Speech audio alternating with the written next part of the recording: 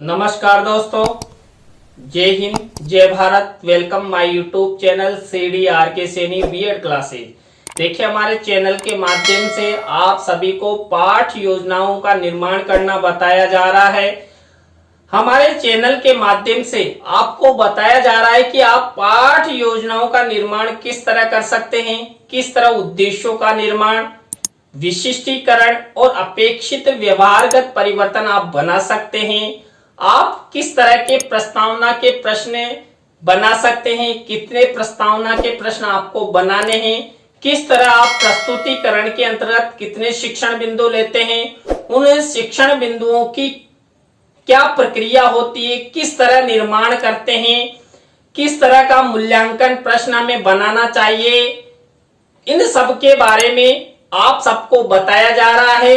और देखिए, आज की जो हमारी लाइव क्लास होने जा रही है, इस लाइव क्लास के अंतर्गत हम सामाजिक अध्ययन पाठ योजना क्रमांक 7 मानव की मूलभूत आवश्यकताएं, इस प्रकरण का चयन करते हुए आपको एक पाठ योजनाओं का निर्माण करना बताएंगे।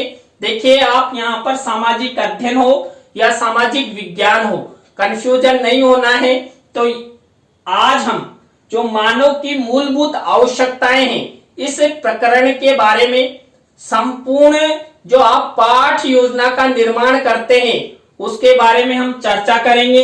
तो आप सब बने रहें हमारे साथ, हमारे YouTube चैनल के साथ। और यदि आप हमारे YouTube चैनल पर पहली बार आए हैं तो हमारे YouTube चैनल को सब्सक्राइब करें और पास ही बने बेल आइकन के बटन को जरूर दबा देवे।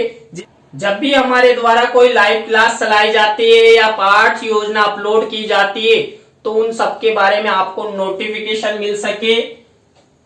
तो आप सब इस लाइव क्लास के लिंक को अधिक से अधिक शेयर कर दें। जब हम देखिए सामाजिक अध्ययन की पाठ योजना का निर्माण करते हैं तो सबसे पहले हम क्या करते हैं, शामपट पूर्ति का निर्माण करते हैं। शामपट पूर्ति के अंतर्गत वही हम कक्षा, दिनांक, विषय, कालांश, कालांश का समय और बीच सेंटर में हमारा प्रकरण लिखते हैं, प्रकरण को अंडरलाइन करते हैं और इन्वर्टेड कॉमास में हमें बंद करते हैं। तो आपको भी इसी तरह शामपट पूर्ति का निर्माण करना है।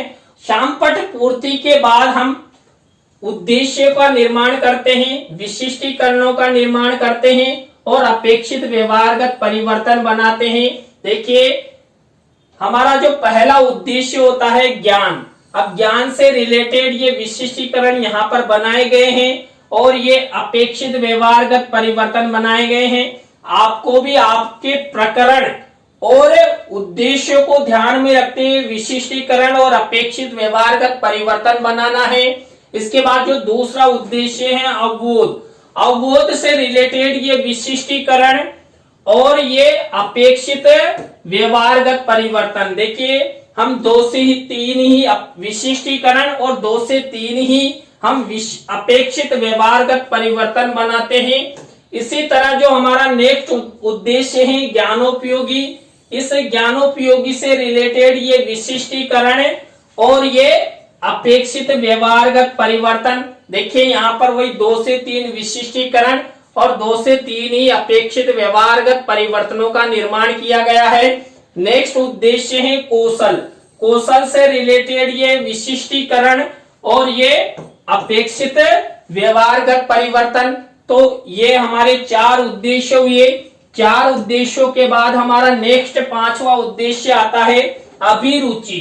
अभिरुचि से रिलेटेड ये विशिष्टीकरण और ये अपेक्षित व्यवहारगत परिवर्तन।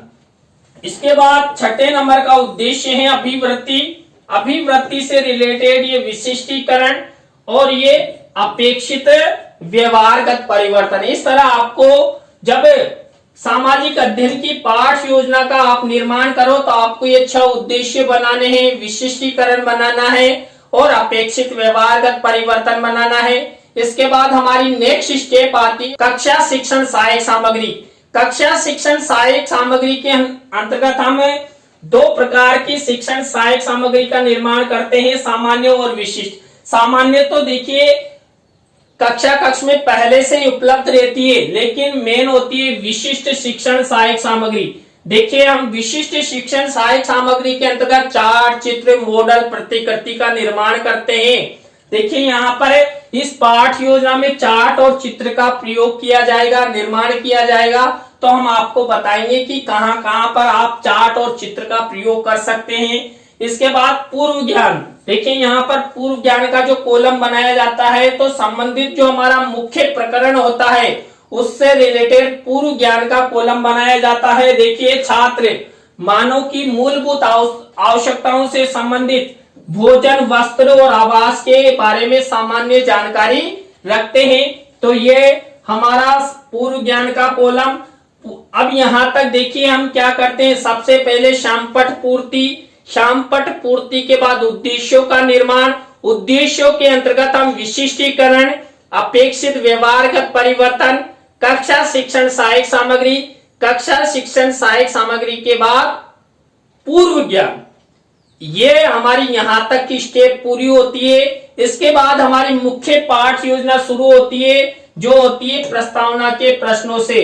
प्रस्तावना के प्रश्नों के बारे में मैंने आपको बताया था कि हम 3 से 5 प्रस्तावना के प्रश्न बनाते हैं। प्रश्नों में तारतम्यता होती है, जिगजैग होता है, उत्तरों से ही प्रश्न बनाए जाते हैं और प्रश्नों और उत्तरों में संक्षिप्तता होनी चाहिए और हमेशा प्रश्न और उत्तर सरल से कठिन की ओर शिक्षण सूत्र का प्रयोग करते हुए होना चाहिए। तो यहां पर देखिए इसी तरह जो प्रस्तावना के प्रश्न ये बनाए गए हैं। पहला प्रश्न देखिए, माता पिता के चहेते कौन होते हैं। देखिए माता पिता के चहेते बालक और बालिका होते हैं। तो यहाँ पर बालक और बालिका से ही अगला प्रश्न बना हुआ है। बालक, जिस बालक में अधिक बुद्धि होती है उसे क्या कहा जाता है। जिस बालक में सबसे अधिक बुद्धि होती है उसे हम बुद्धिमान कहते हैं या प्रतिभाशाली कहते हैं। तो यहाँ पर इसी उत्तर से हमारा नेक्स्ट प्रश्न बना हुआ है कि संसार का सबसे बुद्धिमान प्राणी कौन है। तो संसार का सबसे बुद्धिमान प्राणी मानव है। अब इसी मानव से हमारा नेक्स्ट प्रश्न बना हुआ है, मानव कार्य क्यों करता है। देखिए मानव कार्य क्यों करता है, अपनी आवश्यकताओं की पूर्ति के लिए। अब इसी उत्तर से हमारा नेक्स्ट प्रश्न बना हुआ है, मानव की मूलभूत आवश्यकताओं के बारे में आप क्या जानते हैं। अंतिम प्रश्न देखिए हमारा समस्यात्मक है। तो यहाँ पर देखिए वही हमने उत्तरों से प्रश्न बनाए, प्रश्नों में संक्षिप्तता है, उत्तरों में भी संक्षिप्तता है और यहाँ पर जो सरल से कठिन की ओर शिक्षण सूत्र है उसका हमारे द्वारा प्रयोग किया गया है। तो आपको भी इसी तरह प्रस्तावना के प्रश्न बनाने हैं। इसके बाद हमारी दूसरी स्टेप आती है उद्देश्य कथन। उद्देश्य कथन में हम देखिए जो संबंधित हमारा जो प्रकरण होता है इसके बारे में उद्देश्य कथन करते हैं। उद्देश्य कथन करते हुए ही हम शाम पट पर ये प्रकरण का नाम लिखते हैं। देखिए यहाँ पर बच्चों आज हम सब मानव की मूलभूत आवश्यकताओं जैसे भोजन, आवास और वस्त्र बारे में विस्तार पूर्वक अध्ययन करेंगे। तो ये हमारी दूसरी स्टेप प्रस्तावना के प्रश्नों के बाद उद्देश्य कथन की। तो यहाँ पर ये मुख्य होते हैं प्रस्तावना और उद्देश्य कथन। इसके बाद हमारी थर्ड स्टेप आती है प्रस्तुतिकरण की। देखिए प्रस्तुतिकरण की जो हमारी थर्ड स्टेप आती है इसमें हम 3 शिक्षण बिंदु लेते हैं कम से कम। तो यहाँ पर जो मानव की मूलभूत आवश्यकताएं हैं इससे रिलेटेड 3 शिक्षण बिंदु लेंगे। उसमें पहला शिक्षण बिंदु हमने भोजन लिया है। अब इस भोजन से रिलेटेड ये विकासात्मक प्रश्न है और ये विकासात्मक उत्तर बनाए जाएंगे। तो 3 विकासात्मक प्रश्न बनाए जाते हैं और इन विकासात्मक प्रश्नों का उत्तर यहाँ पर लिखा जाता है। तो आपको भी इसी तरह यहाँ पर विकासात्मक प्रश्नों का प्रयोग करना है। अब विकासात्मक प्रश्नों की स्टेप के बाद जो भोजन हमारा मुख्य शिक्षण बिंदु हो गया किसमें, प्रस्तुतिकरण में। इसी से रिलेटेड हम क्या करेंगे, छात्र अध्यापिका कथन करेंगे। अब ये छात्र अध्यापिका कथन है तो इसी में से जो मुख्य शब्द है, सेंटेंस है या कोई परिभाषा यानी महत्वपूर्ण, उसको हमें श्यामपट्ट कार्य वाले कॉलम पर यहाँ पर मिनीचर का निर्माण करके यहाँ पर ब्लैक शीट पर वही देखिए सिल्वर कलर के पेन से लिखते हैं। और इसी से रिलेटेड, भोजन से रिलेटेड हमने शिक्षण सहायक सामग्री के कॉलम में यहाँ पर मिनीचर लगाया है, चित्र लगाया है। तो देखिए यहाँ पर भोजन है, ये संतुलित भोजन। तो देखिए सबके मुंह में पानी आ गया होगा, मेरे भी आ गया है। तो यहाँ पर देखिए हमने जो कक्षा शिक्षण सहायक सामग्री वाला कॉलम बनाया था, तो मैंने बताया था हम इस पाठ योजना में चार्ट और चित्र का प्रयोग करेंगे। तो यहाँ पर देखिए ये चार्ट और इस चित्र का मिनीचर का प्रयोग किया गया है। आपको भी इसी तरह इसी फॉर्मेट का प्रयोग करते हुए छात्र अध्यापक छात्र अध्यापिका कथन करना है। किससे रिलेटेड? जो हमारा शिक्षण बिंदु है, भोजन से रिलेटेड। अब इसी छात्र अध्यापक छात्र अध्यापिका कथन में से हम क्या करेंगे, वही बोध प्रश्न पूछेंगे। देखिए हम 3 से 5 बोध प्रश्न पूछ सकते हैं। यहाँ पर भोजन से रिलेटेड ही ये बोध प्रश्न पूछे गए हैं, मेरे द्वारा 4 बनाए गए हैं प्रश्न। तो आप कितने भी बना सकते हैं। जितनी विषय वस्तु हम छात्र अध्यापक छात्र अध्यापिका कथन में लेते हैं ना, उसके हिसाब से यहाँ पर बोध प्रश्न बना दिए जाते हैं। तो ये हमारा पहला प्रस्तुतिकरण के अंतर्गत जो पहला शिक्षण बिंदु लिया था, भोजन, इससे रिलेटेड विकासात्मक प्रश्न, विकासात्मक प्रश्नों के बाद छात्र अध्यापक छात्र अध्यापिका कथन और बोध प्रश्न। प्रत्येक शिक्षण बिंदु में हम यही प्रक्रिया अपनाते हैं। अब देखिए प्रस्तुतिकरण के अंतर्गत हमारा दूसरा शिक्षण बिंदु, दूसरे शिक्षण बिंदु में भी हम यही प्रक्रिया अपनाएंगे। देखिए दूसरा शिक्षण बिंदु है वस्त्र। अब यहाँ पर वस्त्र से संबंधित ये विकासात्मक प्रश्न और ये विकासात्मक उत्तर, वही 3 प्रश्न बनाए गए हैं। अब इन्हीं विकासात्मक प्रश्नों उत्तरों के बाद हमारी वही स्टेप चलेगी, कौन सी? छात्र अध्यापक छात्र अध्यापिका कथन। किससे रिलेटेड? वस्त्रों से रिलेटेड। अब वस्त्रों से रिलेटेड ये विषय वस्तु है। इसी विषय वस्तु में से जो मुख्य शब्द है, सेंटेंस है, परिभाषा है, उसको हम श्यामपट्ट कार्य वाले कॉलम पर यहाँ पर मिनीचर के रूप में बनाते हैं। तो ये देखिए ये ब्लैक शीट का निर्माण किया गया है, इस पर सिल्वर कलर के पेन से लिखा गया है और इसी विषय वस्तु से रिलेटेड देखिए यहाँ पर चित्र का प्रयोग किया गया है। आपको भी जब पाठ योजना का आप निर्माण करो तो ये मिनीचर का प्रयोग इस तरह करना है। देखिए वही चार्ट और चित्र का यहाँ पर भी प्रयोग किया गया है। छात्र अध्यापक छात्र अध्यापिका कथन के बाद वही हमारी नेक्स्ट स्टेप आती है बोध प्रश्नों की। देखिए बोध प्रश्न मैंने आपको बता दिया, 3 से 5 बोध प्रश्न हम बना सकते हैं मेरे द्वारा। देखिए यहाँ पर वस्त्रों से रिलेटेड ये 4 बोध प्रश्न बनाएंगे, बोध प्रश्न और ये बोध उत्तर। आप भी इसी तरह जो बोध प्रश्न है आपको बनाना है। आप सामाजिक अध्ययन से रिलेटेड आप कोई सा भी विषय ले। तो ये हमारी 2 स्टेप पूरी हो गई। किसके अंतर्गत? प्रस्तुतिकरण के अंतर्गत। पहला भोजन, दूसरा वस्त्र। अब हमने क्या प्रक्रिया अपनाई थी? सबसे पहले विकासात्मक प्रश्न, दूसरा छात्र अध्यापक छात्र अध्यापिका कथन और 3rd नंबर हमने बोध प्रश्नों का निर्माण किया।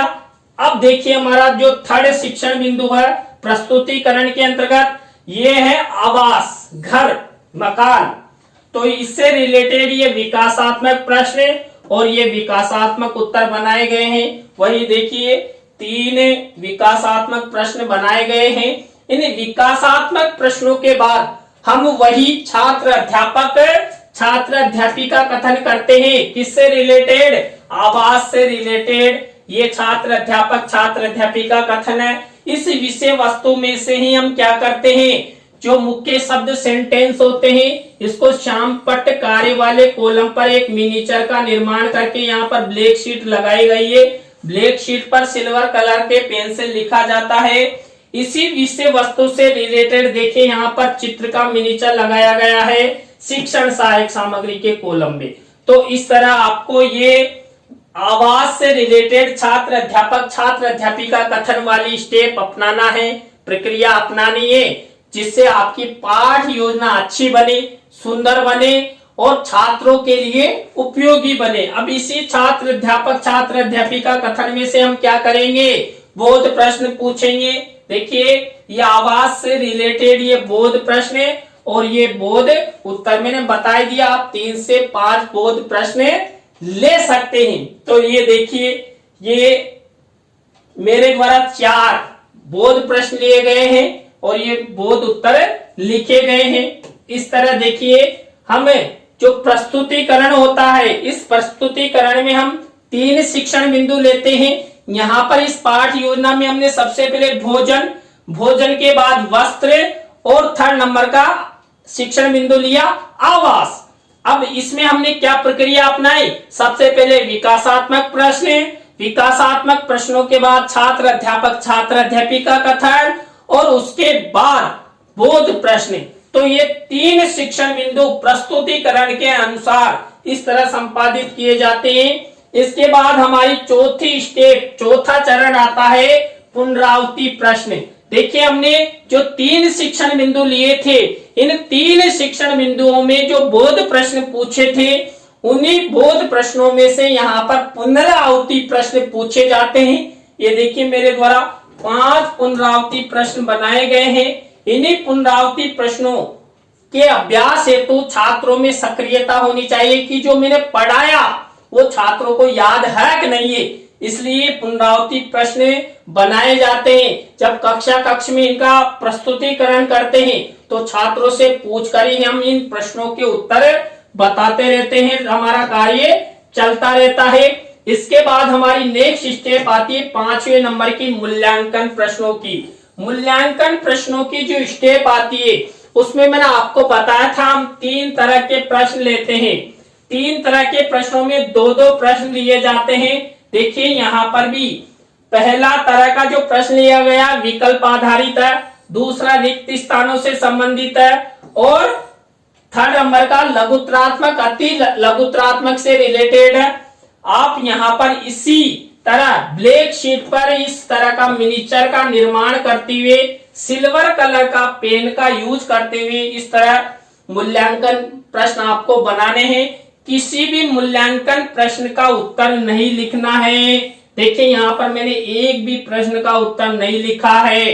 जब कक्ष में इसका प्रस्तुतिकरण किया जाता है तो उस समय हम इन प्रश्नों के उत्तर छात्रों से पूछकर लिखते हैं और जब आपका फाइनल लेसन होता है तो लपेट श्याम फलक पर एक तरफ ये मूल्यांकन प्रश्न लिखे जाते हैं तो दूसरी तरफ ये गृह कार्य का प्रश्न लिखा जाता है। ये हमारी अंतिम स्टेप भी होती है गृह कार्य की। देखिए यहाँ पर निबंधात्मक प्रश्न, गृह कार्य में वही श्यामपट्ट कार्य वाले कॉलम पर मिनिएचर का निर्माण करते हुए ब्लैक शीट का पर जो सिल्वर कलर का पेन से लिखे गए हैं।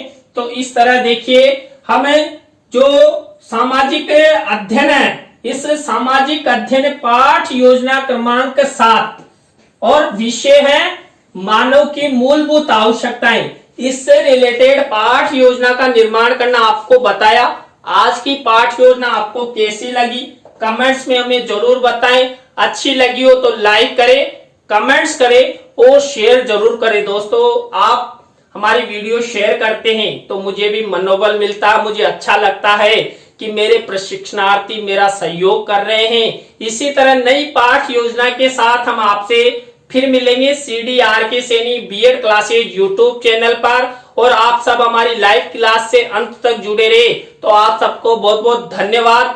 जय हिंद, जय भारत, राम राम साहब।